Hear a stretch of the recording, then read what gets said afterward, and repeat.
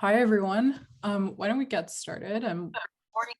As people will filter in, they'll get to listen to different parts of my introduction. So thank you for joining the Green Chemistry Connections today. This is our January Connections. We have a very exciting lineup of speakers. So without further ado, I will go through my intro and then we can get to the talks.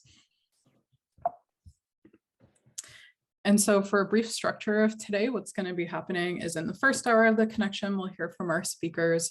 And then in the second hour of the connection, we'll hear from all of you as the community members in breakout room discussions. So stay tuned for that. And so hi, for those of you that don't know me, my name is Nimrat. I'm a program manager for higher education at Benign. And I'm the host of today's Connections. You can find me on Twitter, or that's my email there as well. And behind the scenes today, we have Juliana Vidal, who's our graduate student liaison, who will be doing all of the behind the scenes magic that we can't see. So if at any point during the Connections you have a question, please feel free to message either myself or Juliana in the chat, and we'll help you out. So before going, I would like to begin with a land acknowledgement. We wish to acknowledge this unceded land on which Beyond Benign operates. And for years, it has been the traditional land of the Pawtucket and Massachusetts nations. We do acknowledge the painful history of genocide, colonialism, and forced removal from this territory. And we also acknowledge that further education is needed on our part to learn the full history of the land we occupy and all the Indigenous peoples it belongs to. Presently, this meeting place is still home to many Indigenous nations across Turtle Island, and we honor, respect, and celebrate the diversity of peoples that are connected to this land. And because we're all coming together in a virtual space today, we do acknowledge that us and our attendees occupy unceded land and territories belonging to Indigenous nations across the world. And in terms of what Beyond Benign is doing, we are committing ourselves to education, to supporting Indigenous communities, and decolonizing our organization practices, programs, and activities. And we do encourage our attendees today to do the same. If you would like to learn a little bit more about how we constructed our land acknowledgement and the resources that we used, there is a link there at the bottom of the slide, and these slides will be made available after the Connections too. So a couple more logistical notes for today before we get into things. You might see that some of us have our pronouns in our display names. Those are those two words in brackets. What they are is just words to show how we identify ourselves or how we want to be referred to by somebody else. And it is important to use the ones that others want us to use. So I've written some examples down here. I will say some people use more than one set of pronouns, and a good example is me. I actually go by they, them pronouns, and I also go by she, her pronouns, and I use those interchangeably. And then some folks don't use pronouns at all. And I've written some kind of guidelines here. If you'd like to describe your own pronoun, you can say, please use she, they for me. That's how I would say it to somebody else. You can also ask for someone else's by asking what pronouns can I use for you? And if you don't know someone else's pronouns, it's usually best just to use their name until you can get the chance to ask them. And if you accidentally use the wrong pronoun for someone, that's okay. Just apologize briefly and then use the correct ones moving forwards. And again, if any of you are interested in learning a bit more about that, I've written some resources down here at the bottom of the slide, and you can feel free to take a look. If you would like to put your pronouns in your Zoom display name now, what you can do is you can hover over those three dots in the corner of your own window. And if you click on that, that should come down with a drop-down menu. And if you hit rename, then you can just type in your pronouns to the end of your display name. And that way people will know how to refer to you. There are also some guidelines there for putting your pronouns into your Zoom display name permanently, which is what I've done. And you can feel free to follow those as well from the slides. The last thing I want to mention is that a transcript of this meeting will be made available. And so if you would like to hear or see rather live subtitles, then you can go to the bottom of your Zoom window and click this button that says CC live transcript. And as the speakers are talking, you should see subtitles at the bottom of your screen that have written down what they're saying. And so all of you will have seen this code of conduct when registering for the event. I will not go through the entire thing, but please keep in mind that these events, we expect professional, respectful, and considerate conduct from all of you. And as a general guideline, when you're during the Q&A or in the networking sessions, please make sure that everyone has ample time to kind of say what they would like to say and everyone's getting equal talking time. So a little bit about Beyond Benign first. Again, for those of you who might be new to the Connections, we're a nonprofit that's dedicated to fostering a green chemistry education community, specifically to empower educators to transform chemistry education for a sustainable future. And we really try to hit all of the kind of educational spectrum, all the way from K-12 to out-of-school programs throughout undergrad or college, grad school, and then also into the workforce as well. And we were founded in 2007 by Dr. John Warner and Dr. Amy Cannon, who's on the call today. Another thing I wanted to mention is our 25 by 25 initiative, where Beyond Benign is really aiming to pursue partnerships with colleges and with universities in the US to ensure that 25% of all the students graduating with a chemistry degree have a background in green chemistry by 2025. Really instilling the importance of green chemistry education throughout that educational spectrum. And so currently we are sitting at around 10% of graduating chemists are getting this kind of education, and we'd like to push further. And this is part of our larger program, the Green Chemistry Commitment Program, which is an agreement or a commitment that institutions can sign that shows their dedication to adopting the following green chemistry principles and student learning objectives into their departments. And so that's based on 4 different areas: theory, learning green chemistry principles; toxicology, learning about hazards and designing chemicals with human health and the environment in mind; lab skills; and then application. So really applying those green chemistry skills to serve society. And currently we have around 89, 90 signers globally, and we're looking to grow even more. So if you are interested at all in learning more about the green chemistry commitment, please don't hesitate to reach out. And Juliana has also popped a link in the chat that you can follow to investigate further. And on that note, please join us in welcoming our 2 latest signers of the Green Chemistry Commitment. We have the Federal University of Pelotas in Brazil, and also the University of Colorado Springs in the United States. And their who's committed profiles that you can see on our Beyond Benign website, those will be coming soon. So stay tuned for those. We're in the process of setting those up. Last note for today, we are on social media, so please join the conversation online. Feel free to engage with us on Twitter. Our handle is there.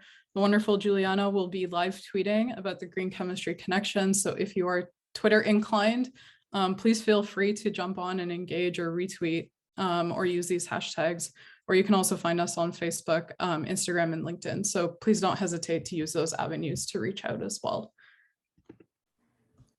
Okay, so without further ado, it is my pleasure to introduce Andy Dix and Ken Hoffman as our first speakers. To give a short introduction, Andy Dix is a professor at the University of Toronto in the teaching stream, and he joined in 1997, and he's also the undergraduate associate chair.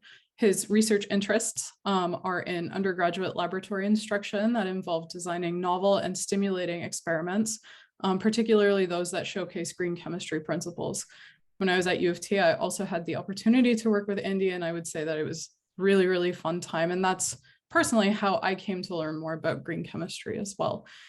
Ken Hoffman is a lead teacher with us at Beyond Benign. And prior to teaching chemistry, Ken was a research chemist and a freelance musician. And as a world traveler, he now calls Calgary home with his wife and 2 children.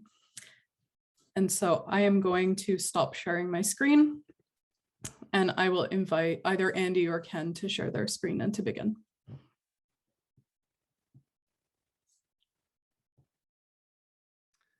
Thank you, Nim. Can you hear me okay? Yeah, all good. Great. And thank you so much for the invitation to speak to everybody today.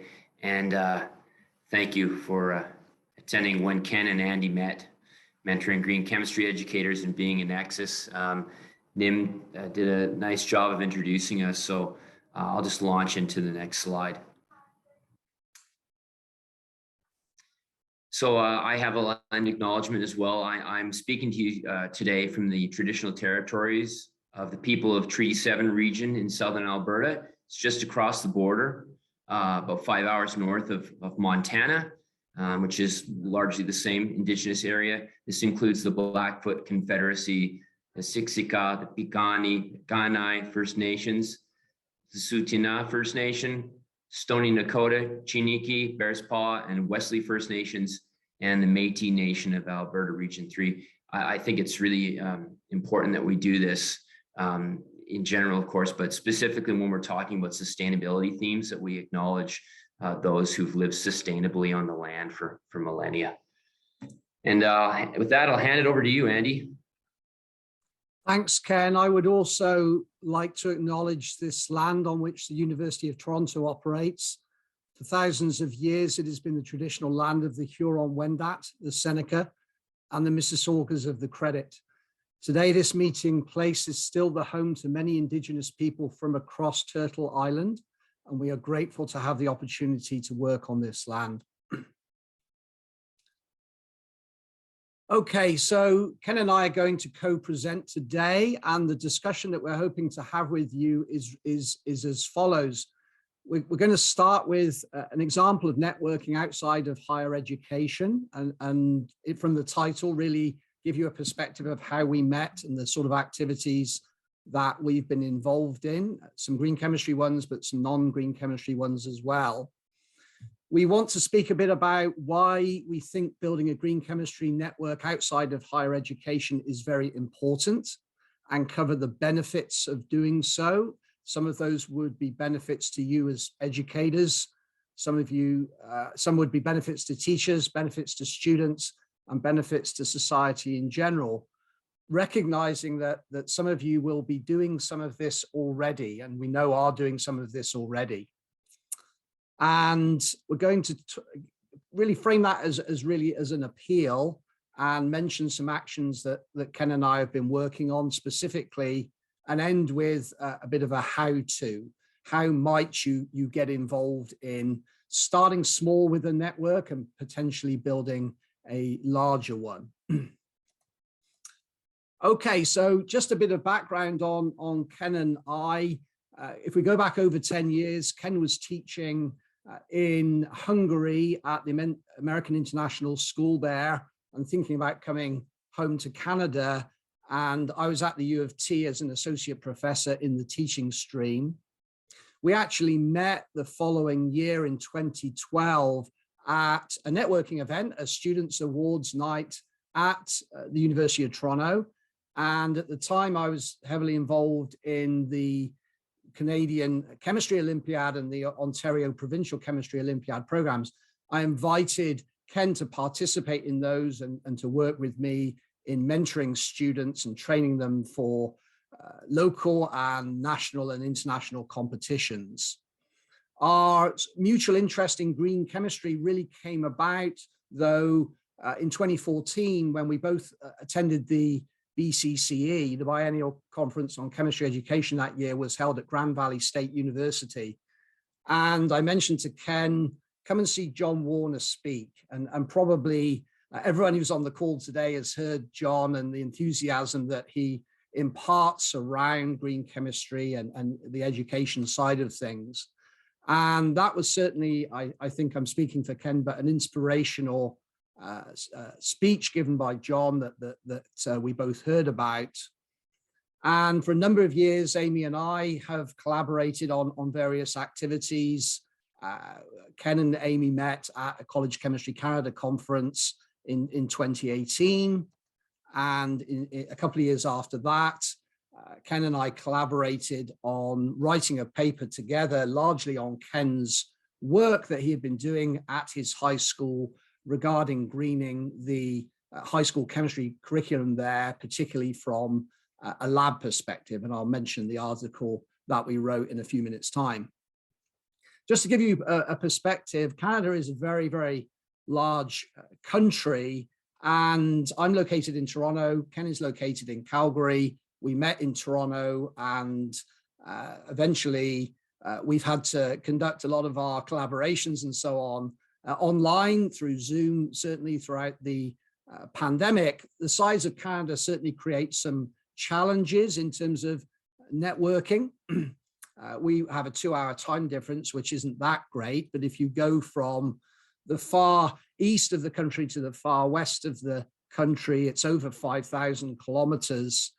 There's a 5.5-hour time difference, and the population of Canada is actually smaller than the population of the state of California. So this creates, I think, some barriers sometimes towards collaborations and communications, and there's little tendency sometimes to gather regionally in large numbers within Canada. Not always the case, but sometimes that can be the case.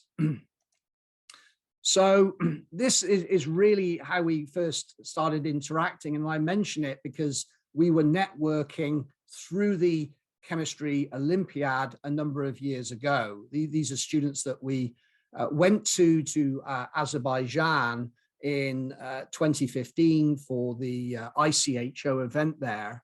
And we were very, very interested at the time in building relationships, certainly between each other, but between students, between teachers and higher education, faculty, and so on, and giving people opportunities really to grow.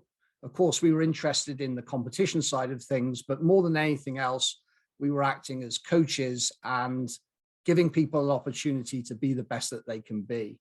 And this is, I think, a real motivation for what we've moved into in terms of green chemistry and how we've moved forward in that regard. So this is the paper that we ended up co-writing a couple of years ago. It's published in Sustainable Chemistry and Pharmacy. And it's all really focused on work that Ken has done at his high school, at the high school level. And we can certainly share it with you. It's not an open access, unfortunately. We can share it certainly with anyone who's interested. It's really about what sort of lab work can students do in the realm of green chemistry without just following a recipe. What sort of hypotheses can they test? Can they learn about green chemistry metrics at an introductory level and move beyond the sort of standard metric of reaction yield, which we tend to teach as being the gold standard for measuring the efficiency of a reaction. So we were happy to work on that together. From a University of Toronto perspective, we have been teaching green chemistry in one way or another for about 15 or 20 years, and we've tried to embed principles throughout our curriculum. More recently, we have been involved in collaborating with the GC, Beyond Benign. We can see that we joined the green chemistry commitment in 2016. That was a huge game changer for us as a department. If your department hasn't signed on to the GCC, I highly recommend that you do. We've tried to, in more recent times, develop green chemistry within our inorganic chemistry curriculum. Previously, it was in organic and general chemistry. And we have developed what we call a focus in green chemistry, where this is built into students' programs. If they take a certain number of courses, this appears on their transcript without us having a major in green chemistry. We don't have that or specific courses in green chemistry. We have the approach where we build it in throughout the curriculum of the students. So I'm going to hand over to Ken, back to Ken now for a bit. Got it, Andy. Thanks.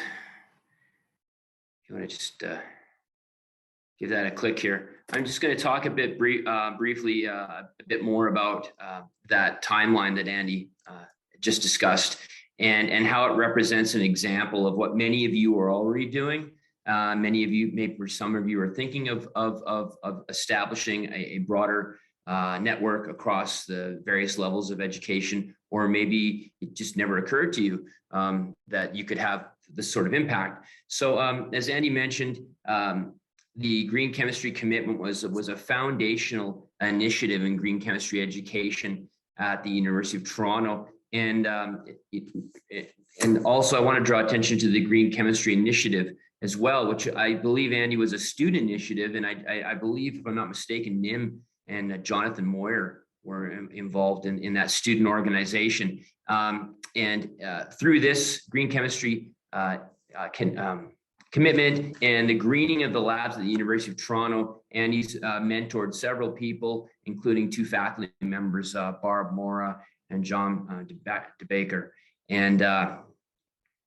And so what this is, what this has accomplished is served as this pipeline to Beyond Benign of talent, and Beyond Benign has in turn provided remarkable support for us to continue building these connections. I am absolutely positively here today speaking to you because of this network that Andy has been working and developing at the University of Toronto. If you want to go to the next slide there, Andy. And lest and many of you are already doing this, and lest you think this is like a one-off. And I'm going to defer to Jane and Cassie later, but this is largely what's been happening at the University of Minnesota as well. Here we have Jane Wissinger at the center of this network, and Cassie Knudsen, who's a certified lead teacher through Beyond Benign, who is part of the Research Experience for Teachers program and worked with Jane in her labs during the summer. Cassie Javner, who will be presenting as well, and a current Beyond Benign lead teacher, Nina Meltzer, who is a student of both Jane and Cassie Knudsen at the University of Minnesota. So again, we see this post-secondary educator with a commitment to green chemistry at the center of this burgeoning and expanding network, which is supported and fostered through Beyond Benign. Thanks, Andy. You want to head there? And so here's an example of something that Jane and her mentees, the 2 Cassies, have accomplished. This is something I pulled off the University of Minnesota website. They're just being acknowledged for an ACS award for incorporating sustainability into chemistry education. So, this is happening at a grassroots level, but it's impactful in it's reverberating and rippling out into the various levels of education and the community. If you want to go ahead there, Andy.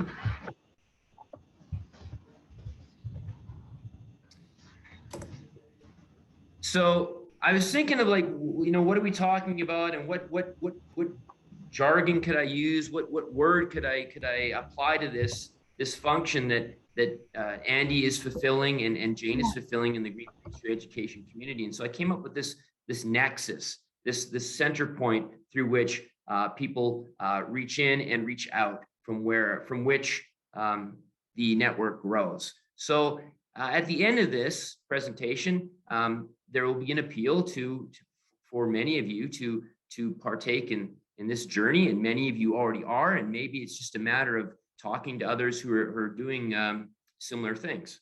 The appeal is, and fully acknowledging that many of you are doing this already, and I would love to hear about your experience, and maybe you've got some advice that you can provide us, that through Beyond Benign, through this green chemistry connection, we can help you build a network to teachers in your community, students in your institution, and the community, to build this pool of talent that's necessary to deliver on this vision that John Warner spoke of so compellingly in 2014.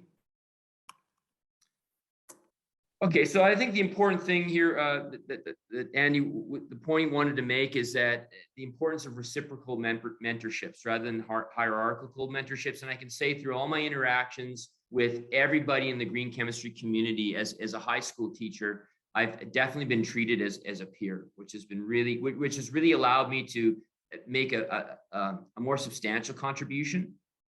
And I think Andy would say that there are certain aspects of green chemistry education, certainly green chemistry pedagogies that have emerged from his interaction with me and my background in working with younger learners. And one of the things that that's become apparent to us over the years is that introducing students to green chemistry in college and universities is much, much too late, that it needs to be more foundational. It needs to be embedded in curricula right down into the primary years. What's another role for you as a Nexus, as a mentor to high school teachers is supporting them in their pedagogical content knowledge development. That is, what is peculiar about teaching chemistry? And this slide, I came across this data from a Greg Rushton presentation at the BCCE in 2014. And as post-secondary educators, you may not realize this, that this is the percentage of subject area experts teaching in California high schools. So in social studies and English, the humanities, we see roughly 80%, biology and math about 70%. And then in physics and chemistry, we see that there's a dearth of subject area experts. So that's another important role that post-secondary education can play. I know that, you know, I have a graduate degree in chemistry, but it's many years removed. I know that by working with Andy, particularly working with the Chemistry Olympiad program, it's really fostered my continued pursuit of chemistry content mastery. And that's a very important role for you as post-secondary educators. I'll push through this slide just because we're short on time. What I was pointing out here is that in our country and many of your jurisdictions, the requirements for chemistry content to teach high school chemistry are quite limited, in fact. And I won't dwell on that. I'm going to move on to some things that Andy's said to me over the years that have really, really stuck, is that students understand inherently the necessity for green chemistry. And I think in terms of maintaining their engagement and having more students engaging in chemistry beyond K-12 education, that we need to have an entry point for them. And that is their understanding that we have limited resources and we need to manage them in a sustainable way. And green chemistry, of course, which has been revealed in our study, our paper, is a great way to teach students how to solve a problem using the criteria of green chemistry principles and metrics. The other important benefit, and this is more of a factor in K-12 education, I suspect, than in post-secondary, is the focus on the affective domain rather than the cognitive domain. Students are dealing with enormous existential threat. They're into year 2 of COVID. They're hearing about microplastics and they're hearing about water scarcity, food security. That green chemistry sustainability principles provide them with a tool every day in their education, K through 12, K through 20, to affect a change or at least understand what's happening to them. And Andy, I'll throw it back to you to wrap up. Okay, I'll try my best here. Hopefully the internet won't come. So this is really an appeal and some actions. What we'd really like to do is think about creating a Canadian Green Chemistry Educators Network. And I know that there are a number of people on the call today who are from Canada and that are involved in mentorship and are part of networks already. Just with our connection, Ken and I, as an example, and Ken brought in the example of Jane as well, obviously at the University of Minnesota. We would love people to become regional champions and to reach out to high school teachers and to connect with them and to have them come into your colleges, your universities to collaborate when that's possible again. Ken and I presented at the STEO conference last November, the Science Teachers Association of Ontario conference, about the work that Ken has been doing at his school and the experiments that he's developed and so forth. And Ken will also be presenting next month at Ontario Tech University to Bachelor of Education students in a similar vein. So just to finish things up, on the next slide, Ken.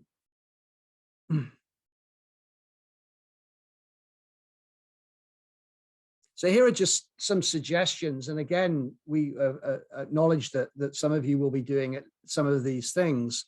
Thinking about presenting at a K-12 education conference, perhaps signing up to be an ACS science coach, or contacting a local high school, or specifically a high school teacher, maybe that you already know, or somebody that you don't know and that you liaise with through the actual high school more broadly to start with.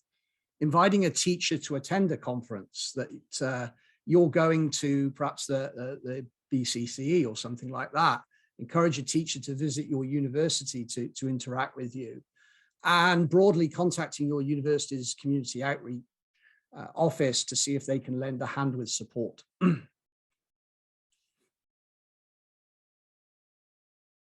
There are some thank yous to certainly various people at Beyond Benign that have helped us an awful lot over the years, to Ken's High School and to the University of Toronto.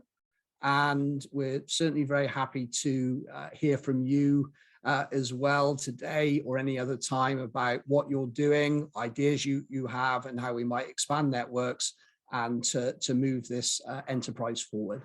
Thanks very much. Thank you, Andy and Ken. I think in the interest of time, and also because I know Cassie doesn't have a lot of time, I think why don't we segue straight into the next talk, and we can save Q&A for after the break.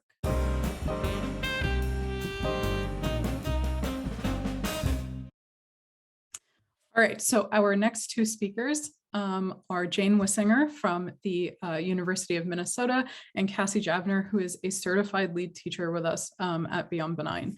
And so Jane has been at the University of Minnesota since 1998 and is the Organic Chemistry Laboratory Director and a distinguished teaching professor of chemistry.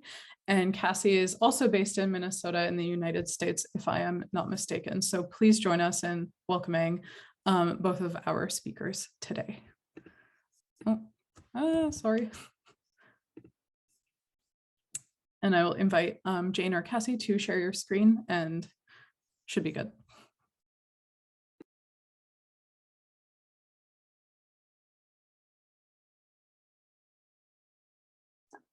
All right, got it. Welcome, everybody. It's so good to see so many of your faces on Zoom again. Cassie and I are very excited to share this talk with you on how we came together and collaborated to do what we feel is some really personally satisfying and beneficial work in the area of green chemistry across the bridge of higher education and the high school classroom. Okay, next slide. All right, just to introduce ourselves and what our background was, as Nim said, I am a professor at the University of Minnesota in the teaching line and the organic laboratory director. I also teach organic chemistry lecture classes and a senior level green chemistry class. I'm also part of an NSF funded center called the Center for Sustainable Polymers. I'll refer to this as the CSP. And that has also expanded my ability to make this collaboration and build these bridges with high school through multiple ways I'm going to share with you today, through my research program that was just catalyzed by collaborations with high school and with the center. And so that we'll each tell our story as we move forward here. Cassie? My name is Cassie Javner. I am a high school chemistry teacher. I have taught all levels of chemistry from introductory to AP. And one thing that I've found is that regardless of the level, these partnerships are beneficial for all students. My connection with Jane is through the RET program, the Research Experience for Teachers at the University of Minnesota. That program allowed me to start this partnership with university faculty since 2015, and we have been collaborating ever since. along with the support of Beyond Benign. Yes. Beyond Benign is a center. I just want to take a note. I should have said this first. I use the pronouns she, her, hers. And also in the chat, I placed what I should have done perhaps is acknowledgement of our indigenous land, the Lakota land that the University of Minnesota, Twin Cities, actually all of our university campuses acknowledge those lands. All right, so we wanted to each share our little journey, our path to get to this bridge. And so mine started in about 2003, where I added a token experiment to my organic chemistry laboratory curriculum. And it immediately drew interest from undergraduates who wanted to participate in designing new experiments, making the lab better. And so my research program started growing with undergraduates and graduate students. And through that, the department also started to see opportunity for me to share green chemistry with outreach events that brought high school students onto campus in summer programs. And also through my connection with the Center for Sustainable Polymers. Let's see, oh, you have the pointer. I can't make my own pointer. Let's see, you guys probably can't see my pointer. All right, then the Center for Sustainable Polymers, as an NSF funded center, had started having high school teachers come. And so there was an experiment that Carla Ahrenstorff, a high school teacher that, there you go, worked with the CSP, started looking at. But it wasn't complete, as all of you know. It never takes just 10 weeks in a summer to really get a good teaching experiment. So my research group and students took over the project, and this is where we started building a network of undergraduates who wanted to become high school teachers, then being able to work on these projects. I also want to acknowledge the Minnesota Pollution Control Agency, and they have funding for green chemistry curriculum. And this is perhaps a source many of you haven't thought about before. So this is an EPA state-funded center, and they were supporting curriculum. And this also gave me some resources to start building the programs. In Minnesota, we also had a Minnesota Green Chemistry Forum that was centered with the Minnesota Pollution Control Agency and local companies such as Aveda, and 3M, that was promoting green chemistry in the state. And we were attending things like the Minnesota Educators Conferences. So lots of connections coming together to build these bridges. In around 2016, one of our professors, one of my colleagues in the department, Professor Lee Penn, was working with Cassie Knudsen Leiden, and she was interested in someone coming into her classroom to talk about green chemistry with her AP students. So I raised my hand as fast as I could and went to her classroom, bringing in a new experiment.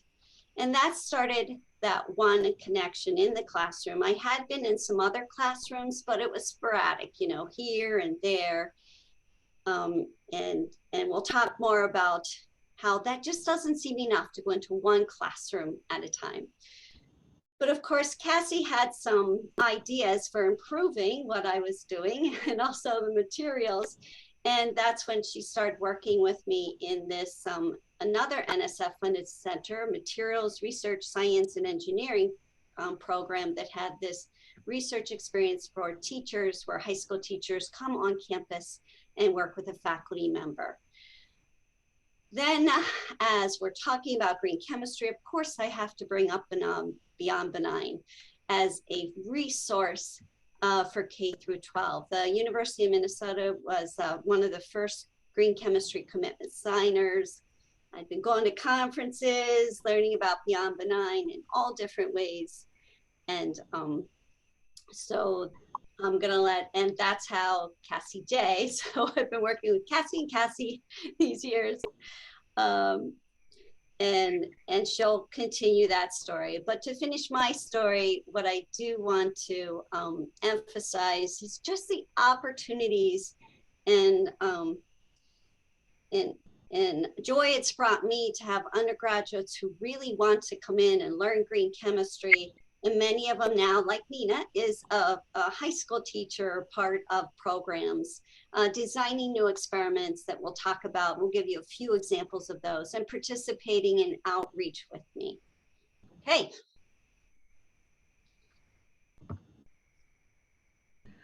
All right, so I fit into this web with the other Cassie. She was my student teacher advisor back in 13. So she started inspiring me from the beginning to start exploring green chemistry, which is another opportunity for sharing that outreach, as Jane mentioned, with those pre-service teachers. I have been a RET participant at the University of Minnesota, working in both a protein engineering lab and designing an experiment, and then connecting with Jane in 2016, working on experiments involving polymers and green chemistry. Through the Center for Sustainable Polymers, myself and Cassie were able to take the Beyond Benign introductory course on green chemistry to build that foundational knowledge in the principles that then we would be able to share. After that, I was able to become a Beyond Benign lead teacher and had my service for 2017 to 2020. And through that time, we've been able to use the knowledge from Beyond Benign to facilitate our green chemistry workshop and continue to share this knowledge with other educators in Minnesota. The last piece is that coming full circle this summer, I will be sharing the knowledge as the instructor of the introductory green chemistry course with Beyond Benign. So a little bit of a plug for that. It's how I got it started, and it's taken me very far with the information from that course. So myself and Jane both have this enthusiasm and these ideas for sharing experiments and green chemistry with a broader audience of both teachers and students.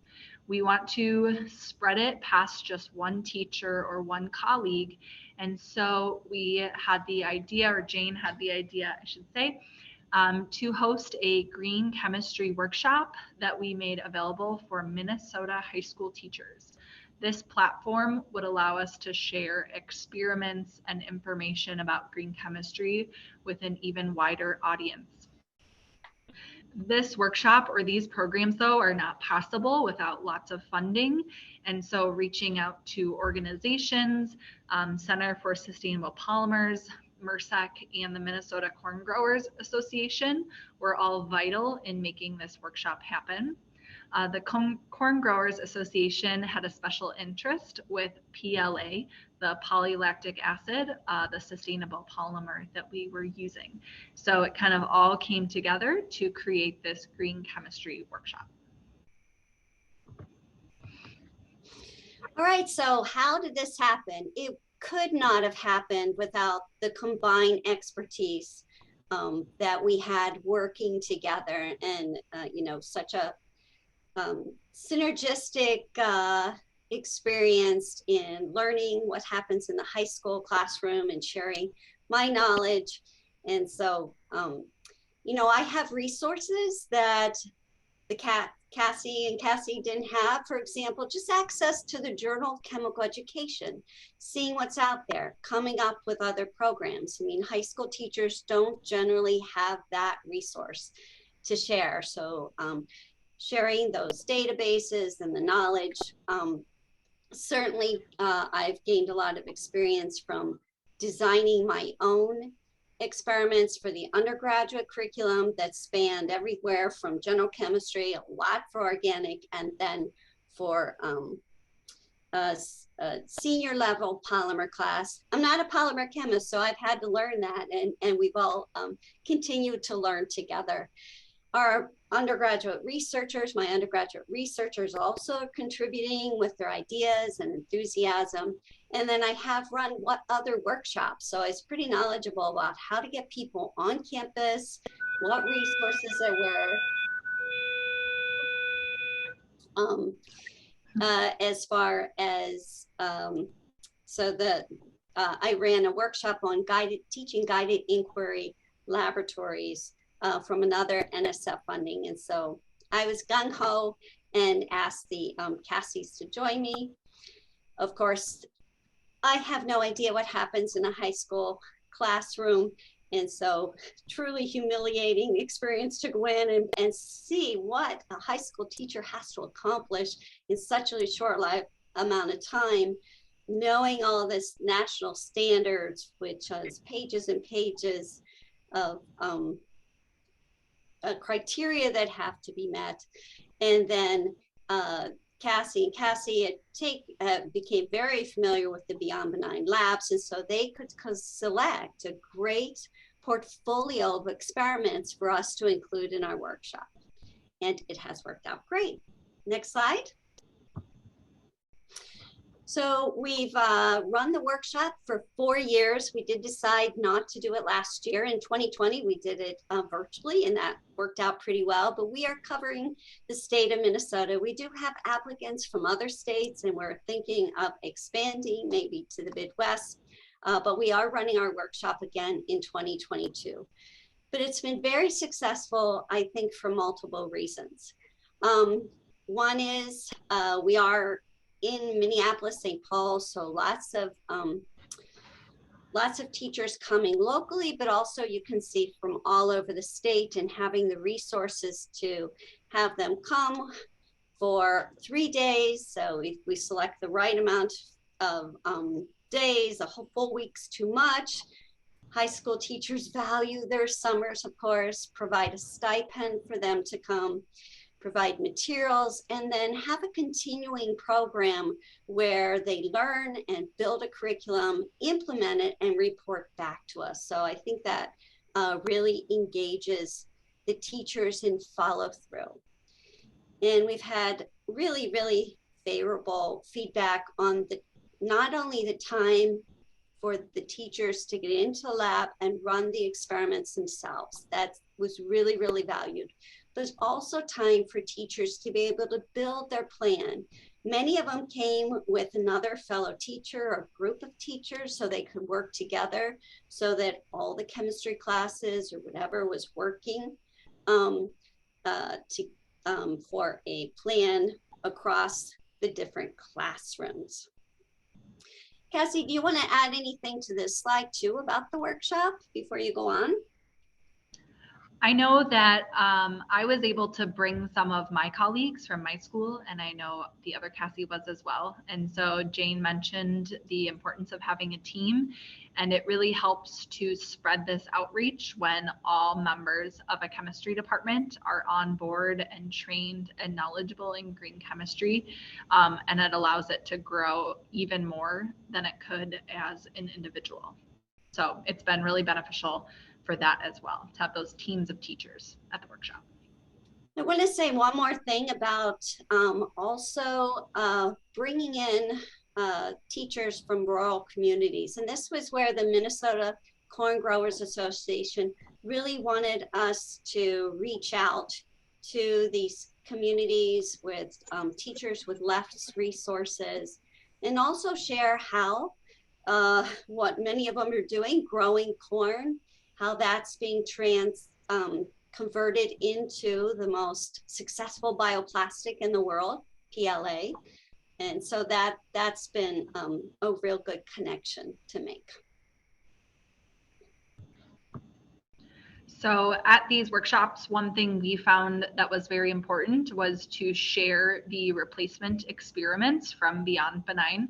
These ones are experiments where you're swapping out a more hazardous traditional experiment that is commonly used or taught in the classroom, and bringing in something that is safe for both students and the environment.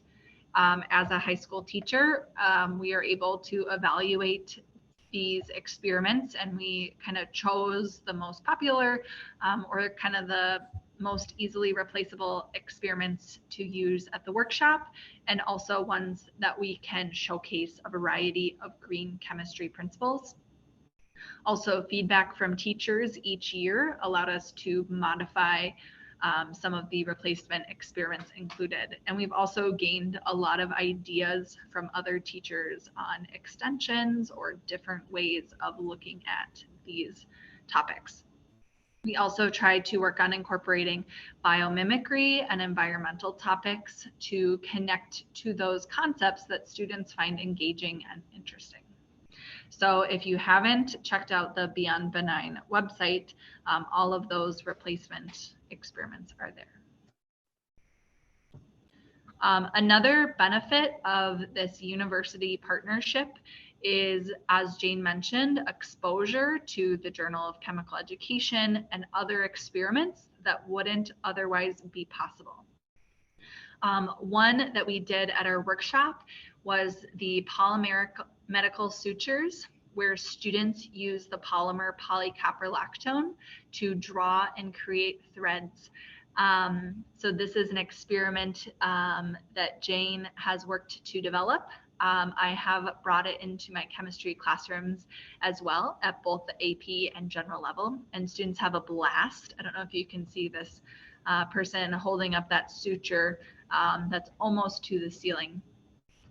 It allows them to explore renewability, degradability, and strength.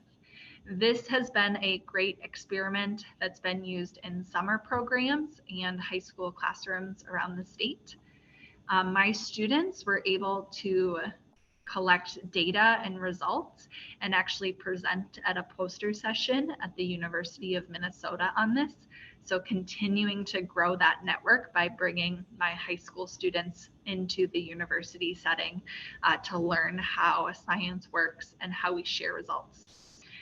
This has also resulted in a publication in JChemEd, where we're trying to further share that knowledge with as many teachers and students as possible. So this is an experiment that we did at our workshop, and that we also send home participants with kind of starter kits, so teachers can start using it in their classrooms right away. Another experiment that we wanted to highlight that is a result of this partnership is the Make It, Break It experiment. This one is a great way to introduce sustainability, green chemistry, and innovations right away at the beginning of a school year. It incorporates all household materials and uses 3 types of starches and additives to create a variety of bioplastic. Students use engineering principles through tensile testing to analyze their bioplastics and then work to design a better bioplastic. So it's been really great to show these experiments to other teachers throughout the state and give teachers new and exciting ways to introduce students to green chemistry innovations and the problem of plastic pollution, and show how we can use something like corn, and we're currently creating these solutions to solve these problems with materials all around us. All right, so this is our last summary slide, and what I want to do is emphasize just the continued opportunities that our collaboration in building our bridge has provided both of us, both at the high school and the college level. We've had the opportunity to present these, our results and the experiments, and also the workshop at national, state, and local meetings. We were invited as guest speakers at the state Minnesota Teachers Association meetings. We've worked together to publish 5 different middle school, high school level experiments in the Journal of Chemical Education, as well as contributing to our workshop design and invited invited public ACS symposium series on the award we won for the workshop in sustainability and education. The Minnesota Corn Growers Association and the CSP is thrilled, and the MRSEC, they're just thrilled with the results, and they want to encourage us to continue to have our workshop again and enthusiastically supporting us. I personally benefited. I have probably 10 to 12 students that have come to work in my labs that are now high school teachers in the state of Minnesota and Texas and other states. And so it's always so rewarding to see green chemistry being spread out in the high school community. I have a student, our most recent publication is a student that was in Cassie Leiden's high school chemistry class, and she really did not like chemistry. She did not like chemistry, but she liked the green chemistry. She came to the University of Minnesota, took my lab class. She then did her senior honors thesis in my lab, and now she's a high school teacher. So it's a great, great story there to share. The RET program also continues, and we're just having a great time building new curriculum that includes green chemistry, shares the work of Beyond Benign with others.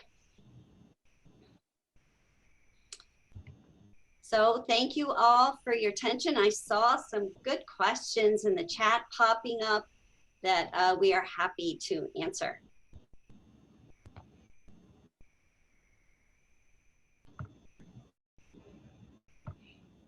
Thank you very much for that wonderful talk. And thank you also just in general to our speakers, especially Ken and Cassie. I know that you've taken time out of your schedules to be here today.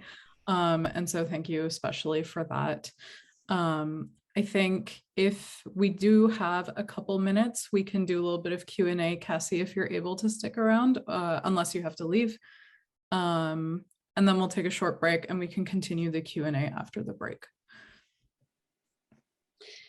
I would say one question I saw that Cassie and I could address together is how much of this can be done at home. And we were really pretty successful with our workshop that was virtual in being able to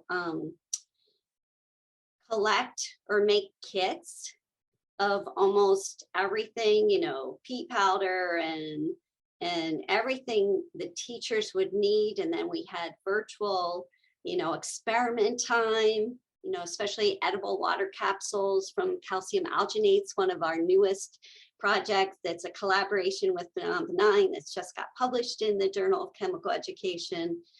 So many of the experiments from Beyond Benign and the sustainable polymers we've developed can be done outside the classroom and safely.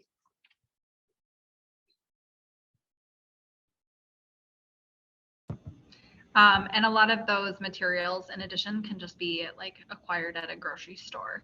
And so that, I guess, the kind of kitchen chemistry to a certain extent is possible. And it's nice sometimes if you need lab materials, you can just run out to the store and get what you need.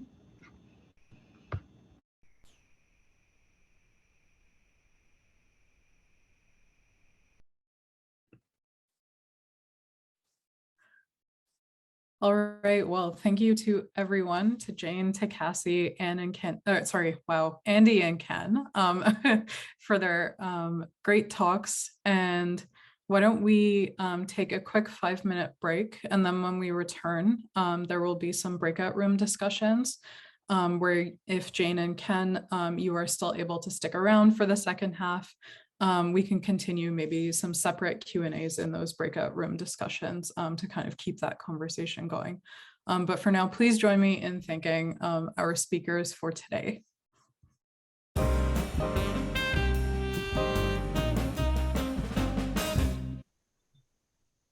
Well, welcome back, everybody. Sorry that we may have cut some of you off, but I hope that you had the chance to kind of have a really nice conversation going in the breakout rooms.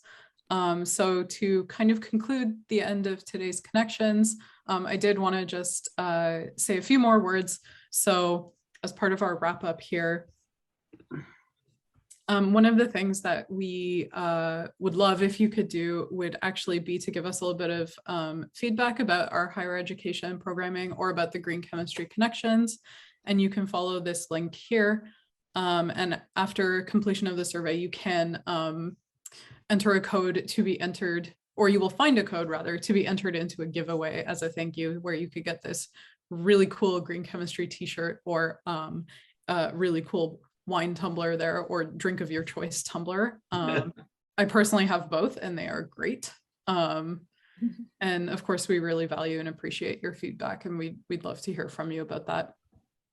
Another thing I wanted to mention is that from the connections today, you can access all of the materials, so recordings of the connections, presentations from our speakers on the live Google site, and the link to it is here. And Juliana, I think, will also be popping links into the chat too, so keep an eye out for that.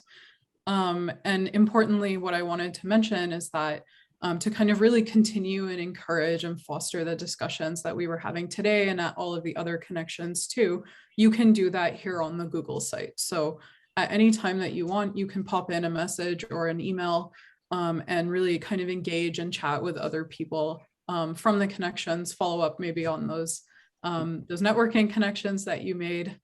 We'd love to see you kind of participate there too. So we'll definitely make sure that you have the link in the chat, and then also these slides will be made available after the connections. And so you should be able to follow the links there as well. And so as a reminder, we host these bi-monthly currently. So the next one, mark your calendars, is March 16th. And if you are registered on our newsletter, you should be getting all the updates. If you visit our Beyond Benign website, you can make sure to register for any kind of updates there on the newsletter as well, if you're not currently registered. So please do keep that one in mind. A couple other things I wanted to share about what our community is up to as well is, so My Green Lab recently launched a green chemistry module or course that you can take. And this is a course where we provided some recommendations as well, really focuses on all the kind of umbrella principles and portions of green chemistry. There is a cost associated with this course, but it's fantastic. Please go check it out. And what I really liked about it is that they really advertise that this is not, green chemistry is not a standalone subject. These principles are really meant to be interwoven or integrated within the chemistry that you're doing from day to day. And yes, it is online, sorry, to my knowledge. And then the other thing I wanted to mention, which is an exciting program. Who is the target audience for that? Like, who would we share it with? This like Green Lab education module? I can help answer that, Nim, if that's helpful. Yeah, sure. Yeah, so My Green Lab, their focus is a little bit more on lab professionals, like either, you know, lab folks that work in a lab. So it's a little bit broader on this intro to green chemistry. And it's a little bit more in relation to, you know, sustainability professionals and folks who work in research labs, if that makes sense. So it's a little bit higher level, broader. That would be the type of folks to direct to this. Yeah. Thank you. Amy, I want to ask really quickly if somebody from Beyond Benign would be interested in talking about that on a Merck Millipore Sigma sponsored green chemistry education webinar that they're planning mid-March. Could I talk to you on the email about that? Absolutely. Thanks, cool. Jamie. Yep. Excellent. Okay, so Janie also popped a message into the chat as well about a Sustainable Invention speaker series that are happening on February 9th which K-12 has really been pioneering over the past few months. So please also feel free to check that out. I know, Ken, you have to leave soon. So right, one more thing I wanted to mention is a exciting program that the George Washington University is offering, which is a science policy in green chemistry program, which is open to undergraduates. So if you can think of anybody, especially those students who are maybe in community colleges or in other four-year programs who might not have been able to be in the know about this kind of program, please feel free to advertise and disseminate to your networks. And all the details can be found on this slide, and if you follow those links as well. Finally, I also wanted to chat a little bit about the Green Chemistry Teaching and Learning Community, which is a really exciting initiative that Beyond Benign is planning to launch in 2023. And it's going to be the hub for all things green chemistry across the world. So if you would like to stay up to date with all those updates, please sign up for our mailing list, and you can do that on the Beyond Benign website. And when you sign up for those mailing lists, you can also sign up for the Green Chemistry Connections one at the same time. So you can kind of hit multiple buckets. Lastly, thank you to our sponsors, and especially to the Department of Ecology from the state of Washington for sponsoring these connections. And again, to our speakers and to you for your time. So thank you very much. And I hope to see you all again in March. And then after that in May.